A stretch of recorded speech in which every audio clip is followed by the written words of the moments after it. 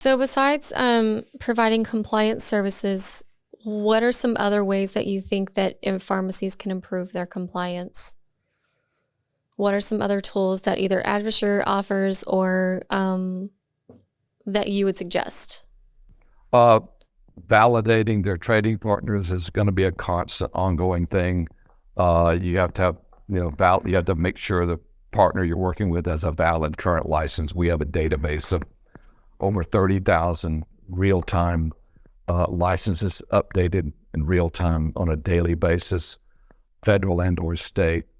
Um, the other thing is interconnectivity. There's 10 different things in the law that have to be carried out. There's 10 requirements.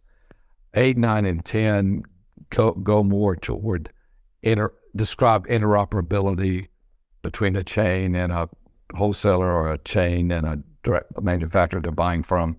We can help with interoperability. And that interoperability is going to give them the ease of reporting. In other words, if the FDA or a state auditor wants to report, then it's seamless. It's just done through the connectivity that they have at the retail pharmacy terminal with whoever wants it. And a lot of these audits are going to be done virtual, or what we call tabletop. A lot of these extra inspectors that the FDA has hired or state board of pharmacy has hired, a lot of these audits are not going to be in person. They're going to be virtual. And they're going to give them 48 hours for what they requested. And the big advantage we have is we've never had a client fail an inspection, and we can turn this sucker around. We can turn it around in just a matter of hours.